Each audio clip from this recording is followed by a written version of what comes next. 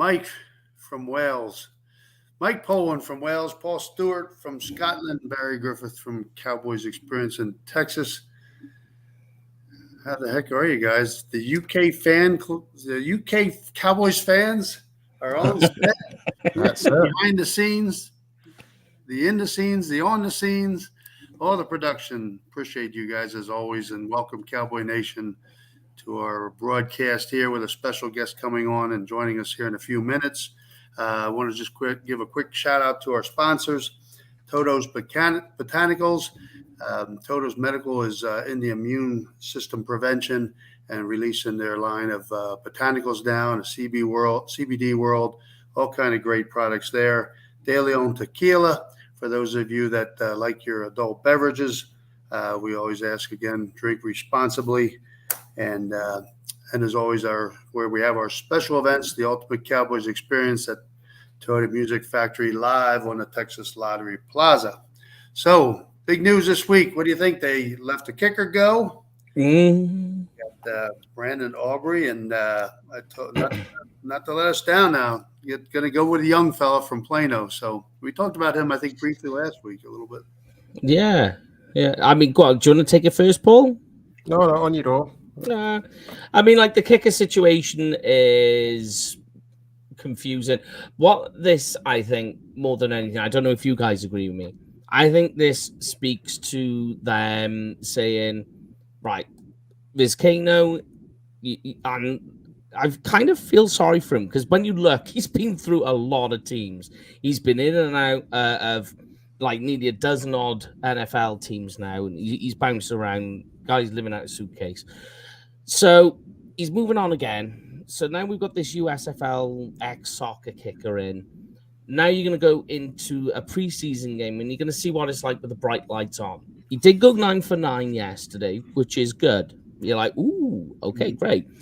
But the trouble is me and Paul and yourself, Barry, you know this as well, but me and Paul have spoken about this many times. The kicking, these players know how to kick a field goal. They know how to do it. They've been doing it time after. Like, if we did it every day for a month, you're going to get good at kicking a field goal eventually. What the issue is doing it under pressure situations. When all the eyes are on you, when the game's on the line, can you keep your cool? Can you maintain? Can you keep the game out of your head and just do what you need to do? That's what the kicking game is. And the trouble is with Brandon Aubrey, we don't know what that is because he's never played in the NFL. Mm-hmm. So I think the move of Vizcaino going is more of a move of them saying, let's move on so we've got room for a veteran that's going to come in a couple of weeks' time. Yeah, I tend to agree. I mean, it seems like it's kind of been a repeating pattern over the past couple of seasons now. Like, we've had kickers in. We don't actually tend to have them on the main roster when it comes to the start of the season. Like, I mean, last year was a prime example. Like, we had they had that Hallelujah guy and someone else. Then right at the last minute, Brett Maher came back in. So, but yeah, it's a bit frustrating, but that's football, right? Yeah. I just like that Chris Bonio kind of referred him, sort of was his coach there in the USFL. So hopefully he got some good insight there, and he's going to turn out pretty well. Well, it looks like we have our special guest waiting here for us. There he is. Oh, there he is. The man, the myth, and the legend, Mr. Fourth and Long, former Dallas Cowboy. How are you? UK, what's up? What's up to the UK people?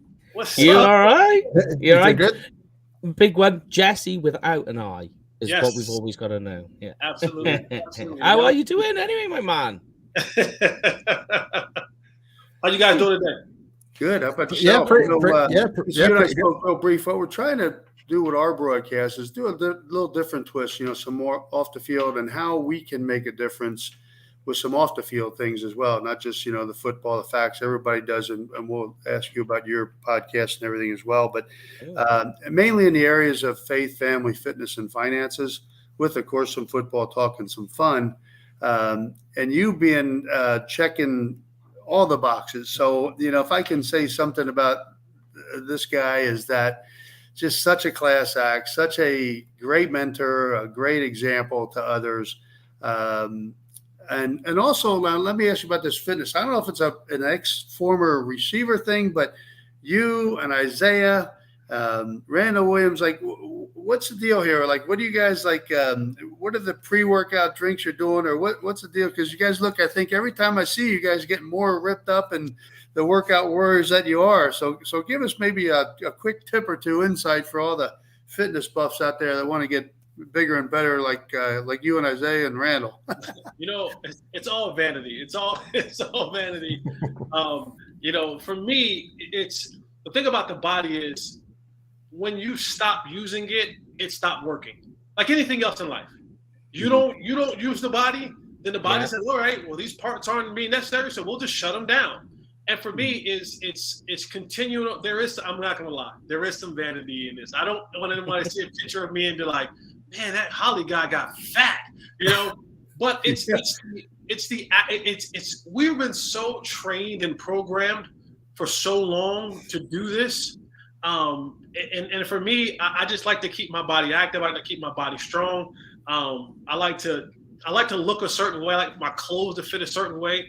And I'll tell you, one of the things for me is, I guess one of my little secrets now that I've gotten a little bit older, is cherry juice. Believe it or not. Wow. Cherry juice has become a very, very best friend of mine. And I tell you why. Cherry juice, just the organic, natural, tart cherry juice, one, it helps with inflammation. So it allows your muscles to recover faster. Cherry juice is one of the only fruits that has natural melatonin in it. But it's not going to put you to sleep in the daytime. It's when you go to rest, it allows your body to rest the proper way. Wow, there you go. Wow. So cherry juice has been kind of a little secret of mine to get my body to eliminate the inflammation. It helps with joints. So as you get older, there you go. Yeah, there you go, Mike. See. No, my brother takes the cherry pills and tablets because he suffers with gout. Gotcha. Yeah. And another thing is rest. I'm very adamant about getting my rest. See, when I was young and 19 and 20 and 21 years old, and I was running around Chapel Hill, North Carolina, who needed sleep? No one needed sleep. I didn't sleep in college. I was running here, doing this, playing two sports and all that, and the body just recovers. But as you get older and older, you realize that you don't recover like you used to, and sleep is a vital component into the health part of it. Like your body, the thing is, what I love about the body is it's when God made you, He made everything in you to repair, to recover, to restore, to build, all those things naturally in you. It's when we don't give our bodies a chance to do what it's supposed to do.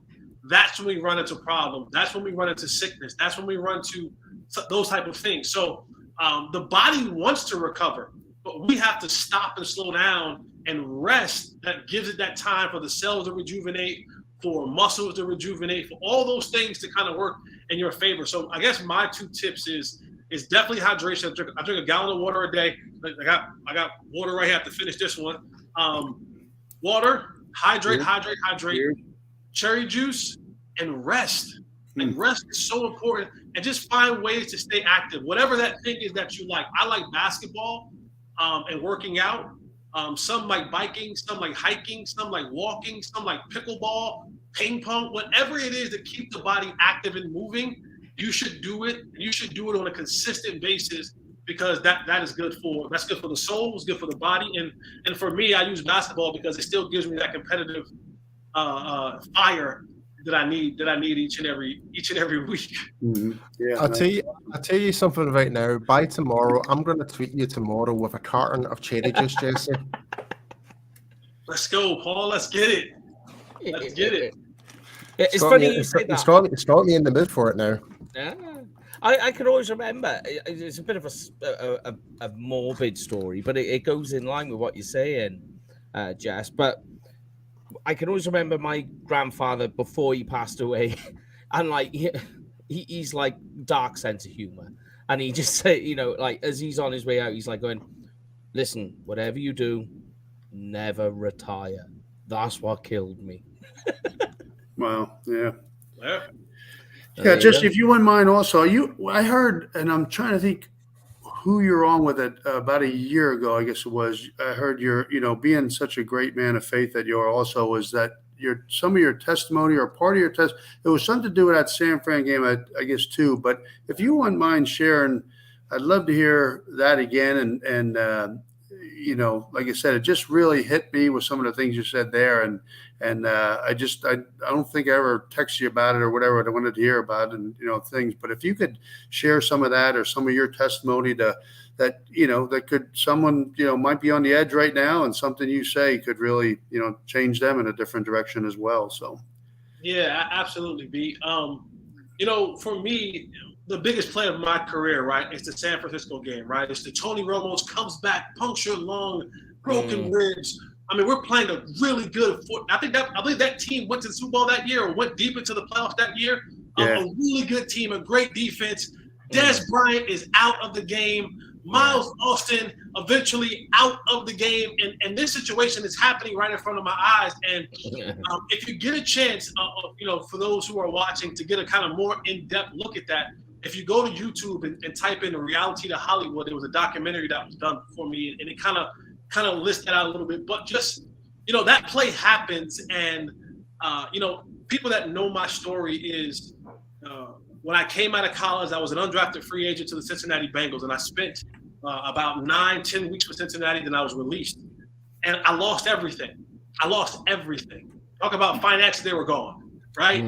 They were gone.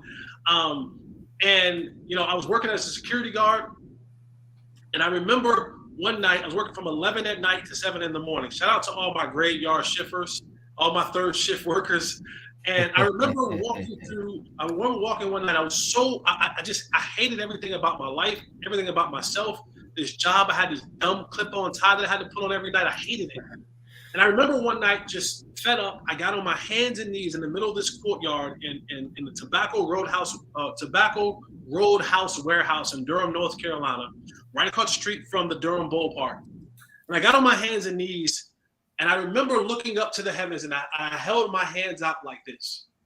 And I remember asking God, "What do you want from me?" And it's 3:30 in the morning, 4 o'clock in the morning. The world is silent. Okay. And I remember hearing the Lord say back to me, "Just you. Just you." And it was like on that moment, I decided that I needed to give my life to Christ. And then I went on this journey through 4th and long, being 4th and long, winning 4th and long, getting to the Dallas Cowboys training camp. I was the 80th man on the 80-man training camp roster. I did not get a playbook to the day. I didn't have OTAs. I didn't have minicamp. I did not get a playbook until the day I stepped foot into San Antonio. Okay? Talk about odds stacked against you. Yeah. And I just know, I said every single day, I don't care if they give me one rep or whatever. Anytime I get an opportunity, I'm going to go 100 miles an hour. And I worked through that situation. I had the great play against Minnesota where the punt was supposed to go to Willie Reed. It bounced to me. I picked it up and took it 82 yards for a touchdown. I ended up on the practice squad after being out of football for almost 2 years, which was a huge accomplishment to me. But it was still me pushing. Then the very next year, I became active. And we get to week 2. The first game of the year was 9/11. We played the New York Jets. We lost at the end of that game. Des bruised his thigh really bad and couldn't play the next game. So now you're kind of going back and forth. And I had worked my way into a situation where I was going to be the third wide receiver in 11-man personnel. And right before the game, minutes before the game, coach makes a change. He said, "Jesse, basically you're out. Dwayne Harris is going in." Devastated. I am devastated to the point of I'm crying. I'm literally in tears. Grown man in pregame. I'm crying. We come back into the locker room. One of my brothers, one of my best friends in the whole wide world, John Kittner, walks up to me and he says to me, "What's your problem?" And I'm like, "Kid, what more do I have to show them I'm ready for this situation?" And da-da-da-da-da. And John told me, he looked at me in my face, said, "You got a uniform? Do you have a uniform today?" I said, "Yeah, but." He said, "No buts." He said, "You have an opportunity to impact this football game today in one way or another. At that time, it was just special teams. And so we go throughout this game, and it's a back and forth game. And no knock at Dwayne Harris, but he's screwing up this entire game.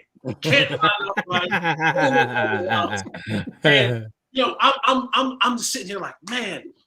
And so this game gets down to the nitty gritty, and we're in the fourth quarter, and I'm standing next to Coach Sherman, and I can hear Coach Garrett yell, Dwayne messes up, get him the F out of there.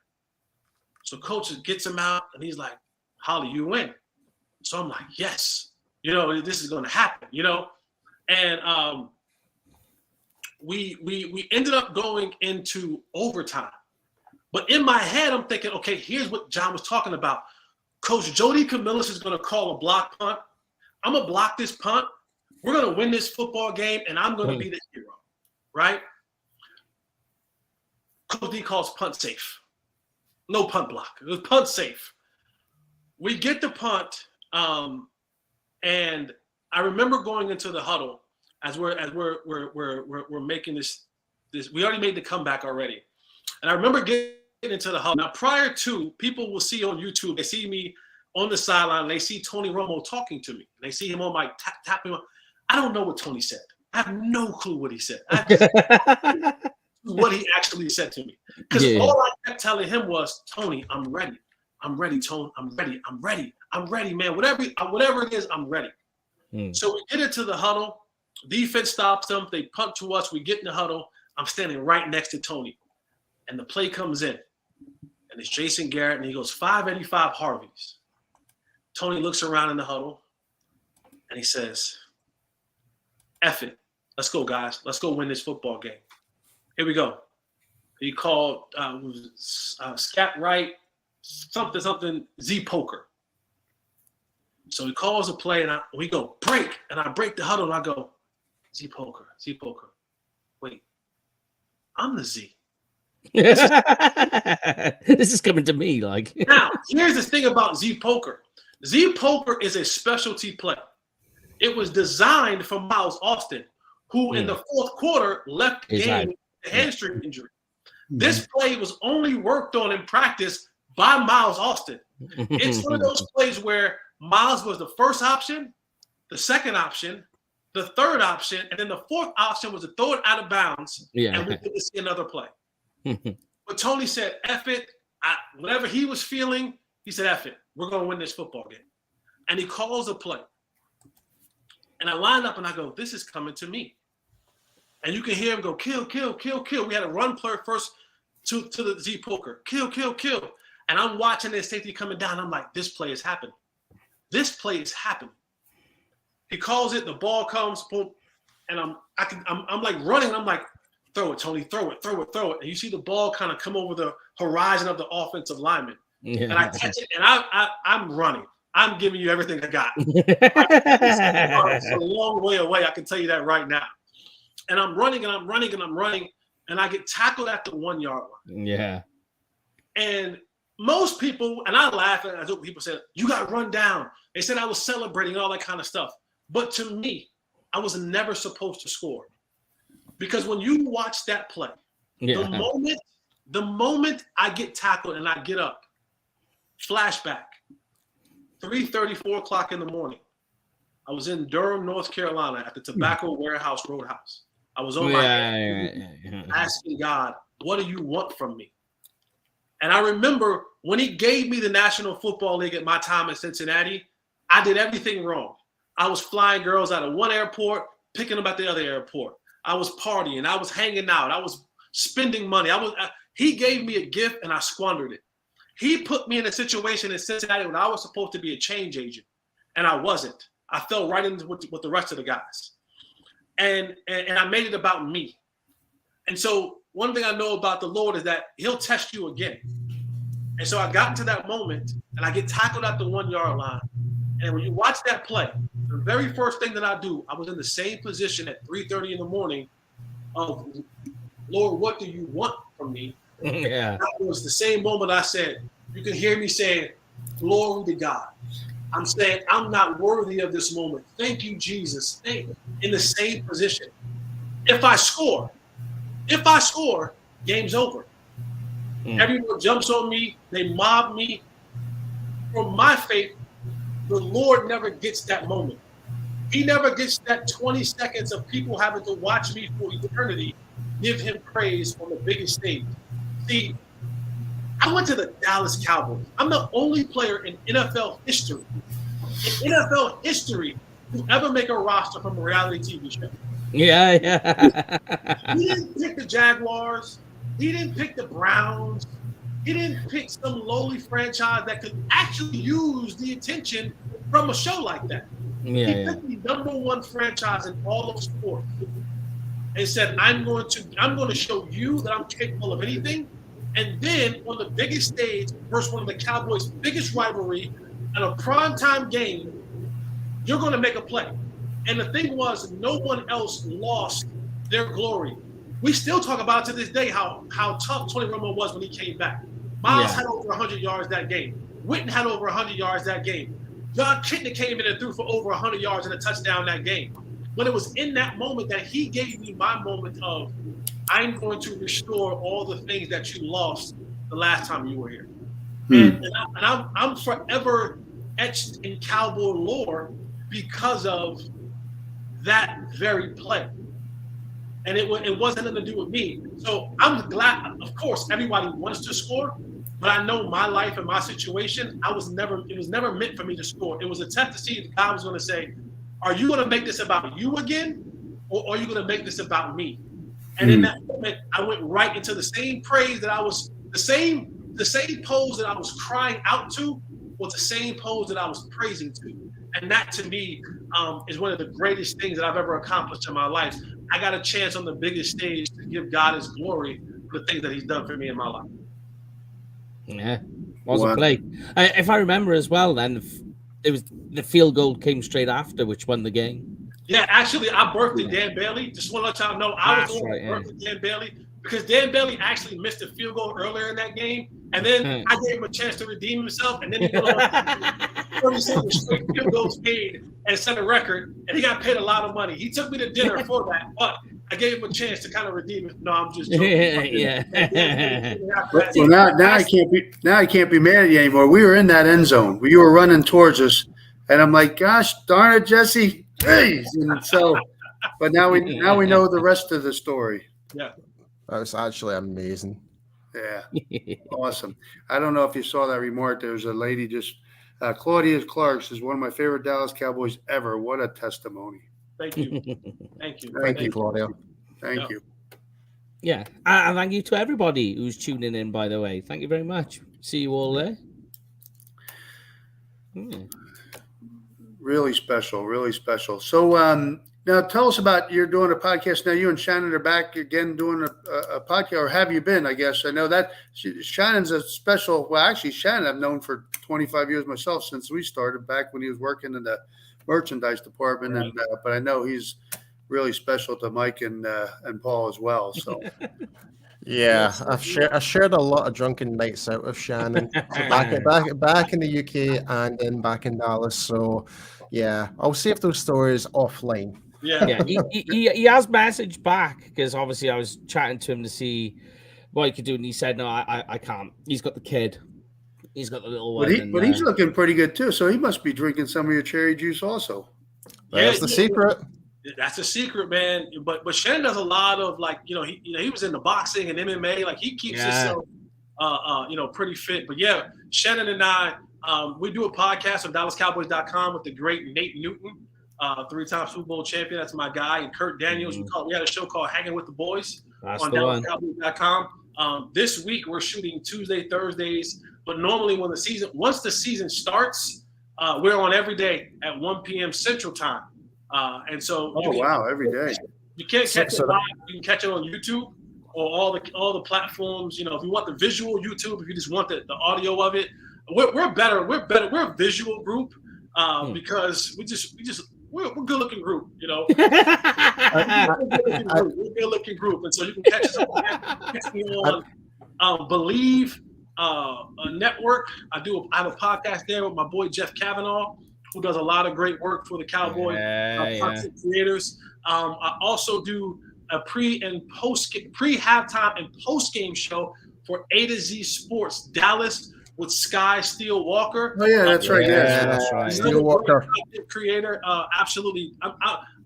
He hates. I don't know he hates, but I always have to say this: Sky is one of the most talented human beings on earth.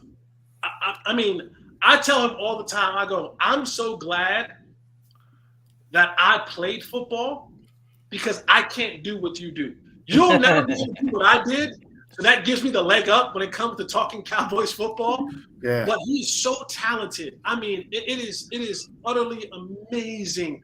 I watch him put together things, graphics, set up audio, lights, visual, everything. The kid is absolutely amazing. And then I have my podcast that will start August 21st via YouTube. It's called Unfiltered with Jesse Holley. So I'm coming into the space a little bit too. Let me see how this thing goes a little bit and see if I can. I was going to say there, you were kind of selling yourself a little bit short because you are an Emmy-nominated podcaster. Am I right? I am Emmy nominated. You know, humble brag. I am Emmy nominated. That's pretty sweet. Yeah, I forget to say that sometimes. Thank you, Paul. I forget to say that. You got to keep that in there. You got to put it in there. You need to pick yourself up, Jesse. Come on, man. On Twitter at Mr. Fourth and Long, where you can catch me there every day. Just tweeting with the folks, man. I've been doing this series a little bit during training camp where I've been breaking down plays. One of the things that I really enjoyed during my time playing football was watching film. And the thing that I picked up when I was a two-sport athlete at North Carolina, I was a star on the football field and I was a reserve on the basketball court. And the thing that I learned the most from that was, one, how to break down film, and then how to break down film to help other people. What do I mean by that is when I was on the basketball court, I had to guard Raymond Felton, who was the number 5 overall pick in 2005. I had to guard Rashawn McCants, who was the number 13 pick that in 2005. Sean May was the number 10 pick. Marvin Williams was the number 2 pick in that 05 draft. So we had 4 lottery picks. Yeah.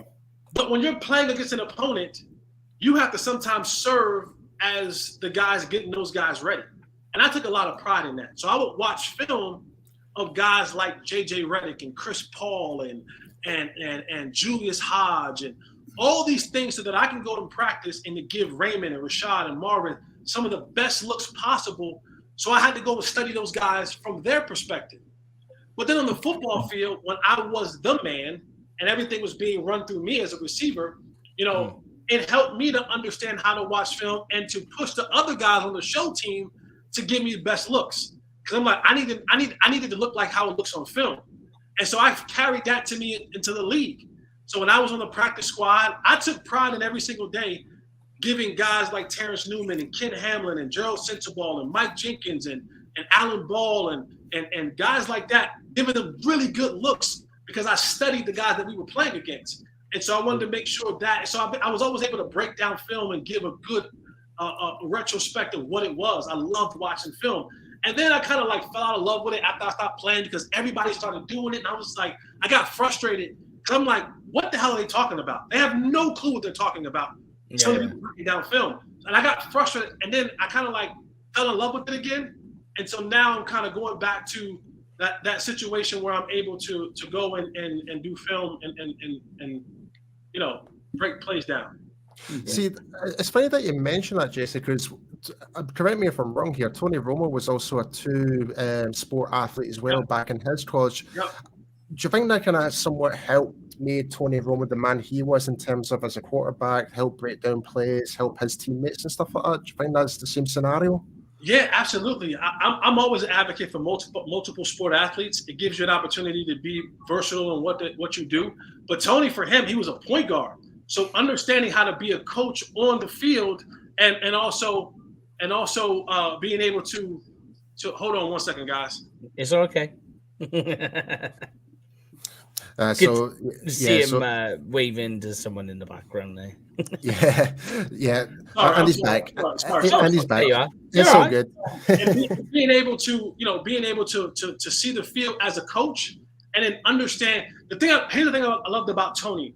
So playing with Tony, you had guys like Roy Williams, Miles Austin, Dez Bryant, Witten, Martellus Bennett, DeMarco Murray. Tony, the point guard in him, he understood when and how he had to get guys involved. Like he would go a couple series and be like, wait a second, I need to get him the football. And he would be able to get him the football and the way that it was able and be conducive for that person to have success. So as a point guard and a quarterback, he understood, all right, we've been 2 series and Witt hadn't gotten the ball yet, or Dez hasn't gotten the ball yet, or Miles hasn't gotten the ball yet, or PC, Patrick Crane hadn't gotten the ball yet. And so he was able to manipulate those things and give the best look for those guys and being able to give them an opportunity to be successful. And that's how he became, I think, one of the best, quarterbacks in Cowboy history. I think as well, in terms of like, especially when you're in a leadership type of role, that playing multiple sports gets you used to multiple personalities and how to deal with that as well. Absolutely. Being able, but that's all about being in the locker room. When you get into the locker room, you realize and because everybody's different race, different religion, different economic backgrounds. This is a part of the country, different everything. So you have to be able to kind of see things for what they are and accept people for who they are and not make them conform to you. But as a quarterback, you be able to dip your toe into all these different circles. That's it. There's the one. Hey, I'm good with this guy, and never alienate anybody, but make sure everybody feels welcome. Yeah, 100% there. Jesse, what what has been maybe your biggest surprise or two from training camp so far that you've seen or noticed or heard or? I think the biggest thing from training camp for me is just how good this defense is going to be. Like all the pieces are in place. And I said on Twitter a couple of weeks ago, maybe a week or so ago, the 2 additions that they signed, Gilmore and Cook. Yeah. What I love about those 2 signings is not what they're going to do on the field. That's going to take care of itself. But their ability to teach others. Yeah. As soon as Brandon Cooks got here, what did he do? He put his arm around Jalen Tolbert and said, listen, young fella, I'm going to help you take the next step. Because in all intents and purposes, Jalen Tolbert was kind of a disappointment last year, right? Yeah. Couldn't figure things out, couldn't get on the field, a lot of DNPs all season long. Of course, we had this catastrophic of lining up, looking at the football, and being offsides. Yeah, how do you do that? I don't know. Right.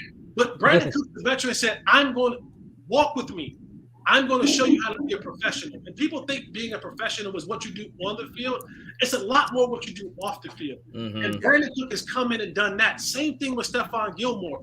And a lot of times when you have veterans that come into the fold and they have cachet and they have recognition, I mean, Stephon Gilmore was a defensive player of the year. Okay? Mm-hmm. These guys come in and they are doing their own thing. You know what I'm saying? Like, I don't really have to do it. I can do my own thing. But those 2 guys have come in, humbled themselves, and said, you know what? How can I be assistance to the guys around me? How can I take my years of knowledge, my years of information, my wealth of being able to see things in a different perspective and help the younger guys around me? And I think those are the 2 biggest surprises for me at Kent. And you're starting to see it. You see guys, you see a lot of the DBs, Bland and Scott Jr. and Nashawn Wright. And even having a really good camp. You see Jalen Tolbert taking that next step, right? Because we all knew the talent was there, but it was like, all right, how do we get the mind part and the talent part to come together and to be one on the football field? That's coming together. And then now when they get on the field, their own personal selves give them an opportunity to go out there and to be successful. Yeah. Here's an interesting one because this is coming from a receiver as well. When you look at the receiver core last year, and then you look at how much different it is this year. I think the biggest thing I've seen so far is just how much faster it all is this year. Speed has been the biggest improvement. It's the West Coast offense or Texas Coast offense. Isaiah said last week he's going to call it the Texas Coast. The speed is absolutely there. And it's necessary. We're talking about everybody in this league is fast. And the one thing about the West Coast offense is everything is timing. So if you don't have guys that can get to a spot, and you hear the receivers and the guys saying now, when they say, what's the difference between last year and this year? They say, we know what to do. We know where to be. We know why to be there. We know when to be there. And that's key because that now has to line up Dak's steps and his process has to line up with guys being in a certain place because that ball has to come out quick. You have to be able to recognize it. You have to be able to see it and adjust to it right now. And so that's the biggest thing, is having that speed aspect to the football game, because anytime you can get chunk plays, 10, 15, 20, what we call, chunk plays, 15, 20-yard plays, that's less first down that you have to get. That's the ball being matriculated down the field more aggressively, and that leads to more scoring, right? Mm-hmm. So that's what you want this team to be. You want them to be able to have that situation and opportunity to go out there and to be fast. Yeah. Here's a question for you though on running backs. What did you think of Tony Pollard's performance yesterday?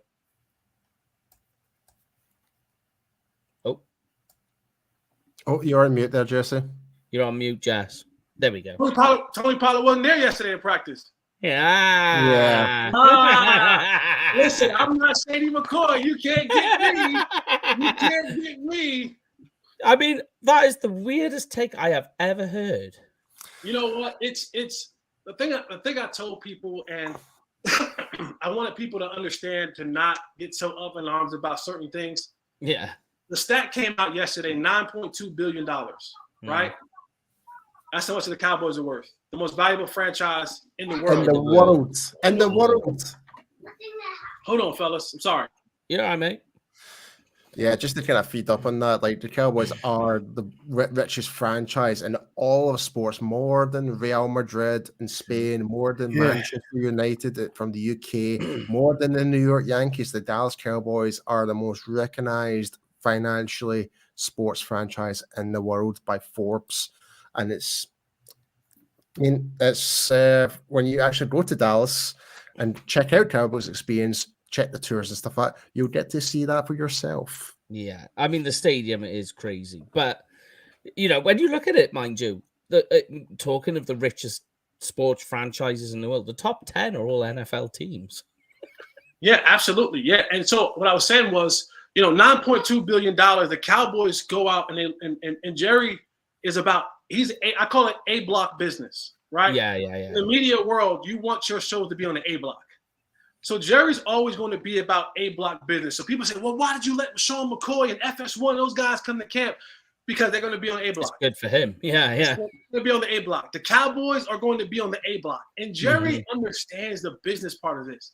He understands, I don't care what they say about me. Am I in the A block?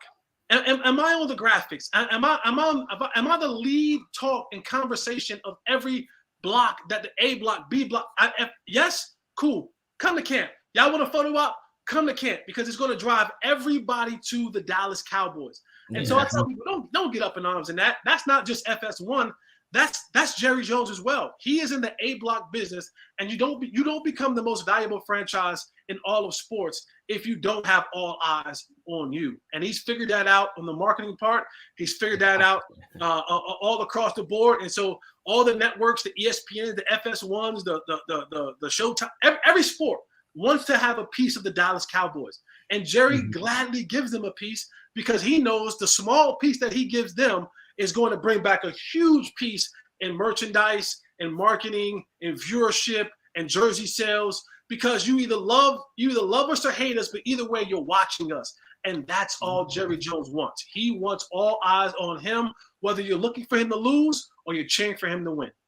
Yeah. It's so funny. It's so funny that you mentioned that. Like, even from other NFL teams, when it comes to Dallas, the ticket prices skyrocket. I was looking at my friend Brandon. He goes by Cowboys Joe. So he's from Tennessee, and he wants to go and see the Carolina and Dallas game, but it's actually 6 times the price of a normal ticket compared to any other game in Carolina right now. It's just whenever the Cowboys in town, everything's up in price because of the market. All those away stadiums, they know the Cowboys are coming. Yeah, and always bigger in Dallas. And in terms of Jerry, he is a marketing guru. Yes. Like, for him to the best example of Jerry turning, like, I'm going to use this expression once, how to polish a turd into solid gold, was what he did with the Ezekiel Elliott situation. It's like Zeke Who. He made that into a t-shirt. Yes. That went off the shelves. Yep. That sold out. Like everyone's like, from a negative point of view on Jerry, he turned it into a positive that benefited the Dallas Cowboys. Absolutely. And this is why Jerry is, without a doubt, one of the best marketing people in the world.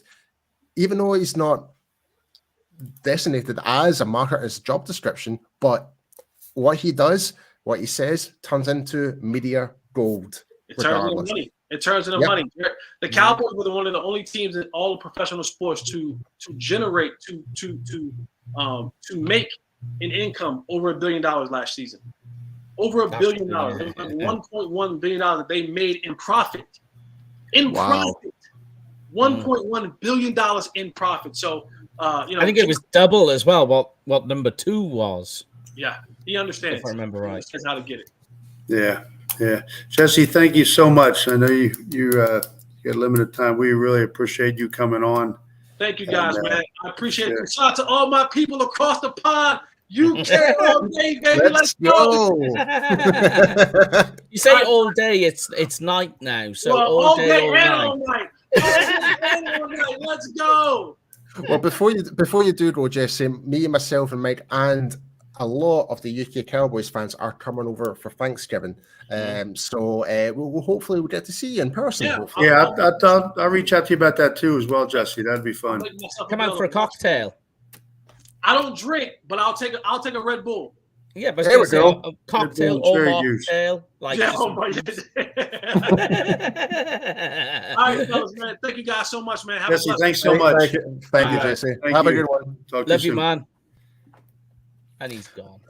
The great and powerful Mr. Jesse Holley, ladies and gentlemen. Great guy, great, just all around great everything, just great everything. Yeah, just to add on top what Jesse was saying about hanging with the boys. So he said 1 p.m. Central Time. So that will be 7 p.m. UK time, 9 p.m. and Central Europe. So wherever you are in the world, be sure to go and check out Hanging with the Boys. One of my BFFs, Shannon's back on the show as well, like Jesse just mentioned. So be sure to go and check it out and give him a follow on all the social media platforms. And he's got his new show coming up on, was it August, he said?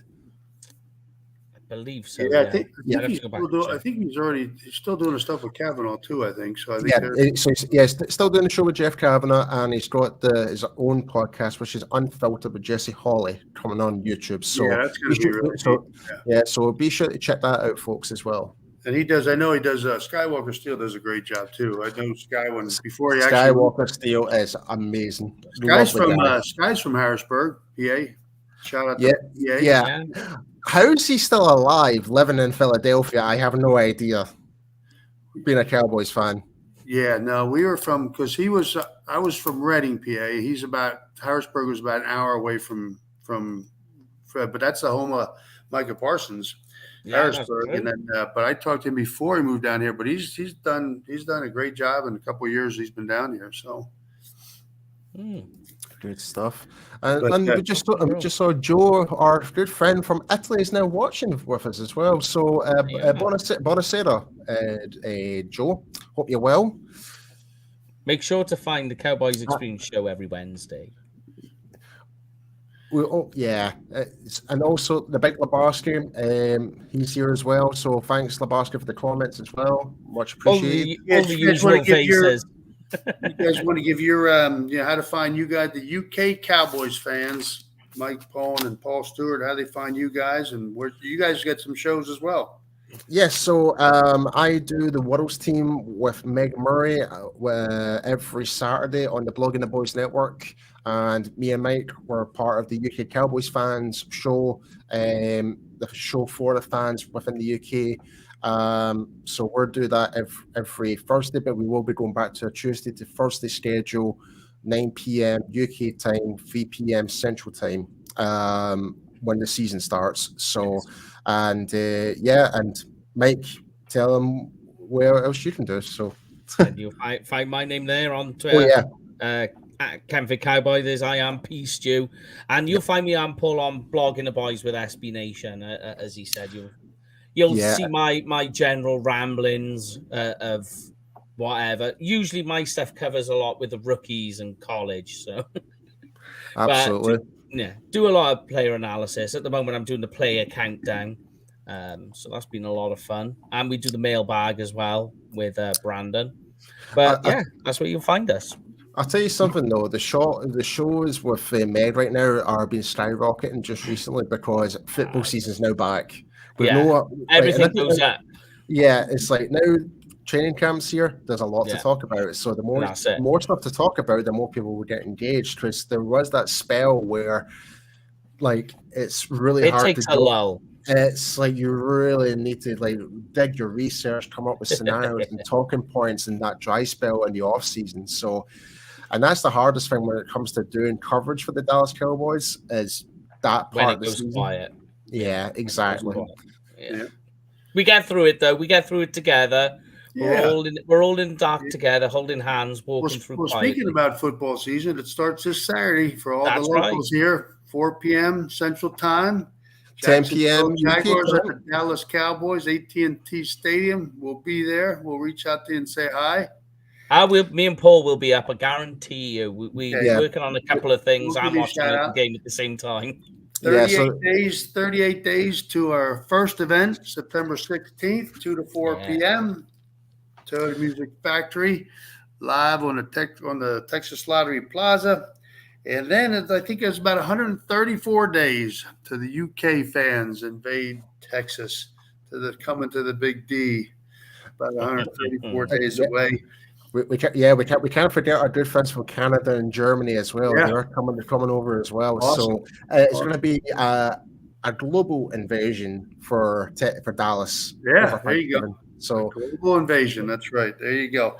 We'll be back next week, right? Same time, 5 to 6 p.m. Central Time. Do some more. Actually, camp will be wrapping up, pretty much over, and we'll bring on some training camp gurus as well, and give us their takes. And we will see you next week. Thanks so much, you guys. Appreciate you as always. Cowboys. Thank you, bye. Thanks for your support. What an experience.